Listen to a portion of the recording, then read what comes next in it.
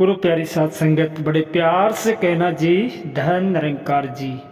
आज का टॉपिक है भाव रूहानियत, आचरण इंसानियत। भक्ति में शुभ भाव और शुद्ध आचरण की जरूरत होती है।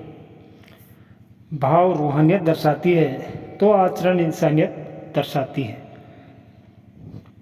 हम रोज़मर्रा की ज़िंदगी में देखते हैं कि अगर कोई व्यक्ति बड़े सुंदर ढंग से रहता है, उसकी वाणी भी मीठी है, हर एक से प्रेम करता है, किसी के काम आने का यत्न करता है, अपने परिवार और कुटुंब में भी सबके साथ शांतिपूर्वक रहता है, तो हम सहज में ही कह देते हैं कि इस व्यक्ति में इंसानियत के गुण हैं और उसके प्रति हमारा भाव सत्कार वाला बन जाता है। इसमें कोई शक नहीं है कि ये सारे के सारे मानवीय गुण श्लाघा योग्य है। फिर भी ये भय बना रहता है कि ये गुण कभी अभिमान का रूप भी ले सकते हैं। पल भर में ही अगर कुछ प्रतिकूल स्थिति बनी तो वही इंसान सीधा परमात्मा पर गिले शिकवे के आरोप लगाने पर उतर आता है।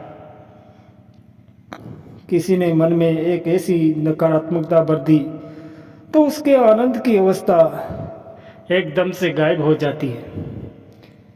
किसी दोस्त या परिवार के सदस्य ने विश्वासघात कर दिया तो मन में उसके प्रति नफरत का भाव अपनी जगह बना लेता है और वही व्यक्ति ये कहने में संकोच नहीं करता कि जब मैं बिल्कुल ठीक है और नेक ढंग से अपनी ज़िंदगी जी रहा था तो प्रभु परमात्मा निरंकार ने मेरे साथ ही ऐसा क्यों किया। रूहानियत के गुण है कण कण में निरंकार को देखना, कण कण से सीखने का भाव रखना, प्रभु को एकमात्र सहारा मानना और निरंकार के भाव वाणी में सहज स्वीकार करना, परोपकार दया करुणा की भावना रखना, निरंकार को कर्ता मानना, कामनाहीन होकर प्रभु निरंकार की भक्ति करना। जैसे जैसे इंसान सतगुरु की शिक्षा को धारण करता है, वैसे वैसे उसके कदम रूहानियत की राह पर अग्रसर होते जाते हैं।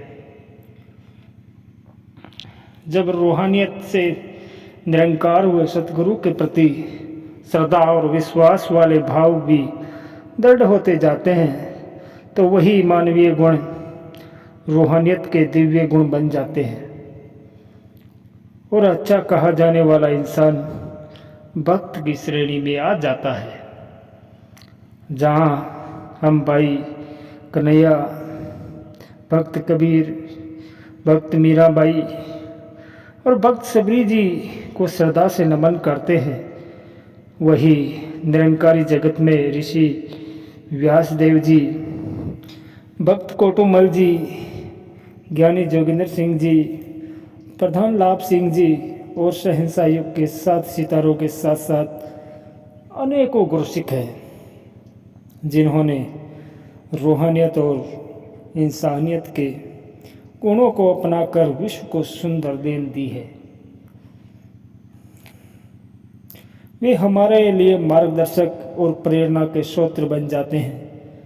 स्पष्ट है कि जहाँ रूहानियत के बिना इंसानी गुण स्थायी नहीं हो सकते, वही ब्रह्म ज्ञान की प्राप्ति के बाद अगर कोई ज्ञान को धारण ही न करे और सतगुरु की शिक्षा की उल्टी दिशा में चले, अपना सुधार करने की बजाय दूसरों के अवगुणों को छांटता रहे, खुद भी नकारात्मक सोच वाला बना रहे और दूसरों में भी नकारात्मक के भाव उत्पन्न करे, तो फिर वहाँ तो रूहानियत की शुरुआत ही नहीं हुई है।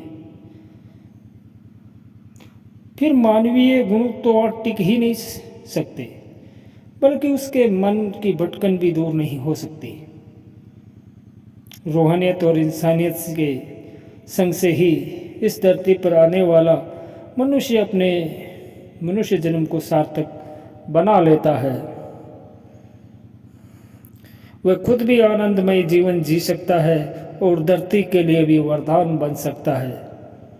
रूहानियत और इंसानियत को संग संग रखने का सतगुरु ने नुक्ता भी बताया है कि निरंकार के भय में रहता जो जन, इसको जानकर कहे हरदेव कर्म वो करता साक्षी इसको मानकर। सतगुरु द्वारा सिखाए गए सत्कार का ताल्लुक सिर्फ कुछ लोगों से नहीं बल्कि हर इंसान के लिए महत्वपूर्ण और विशेष है।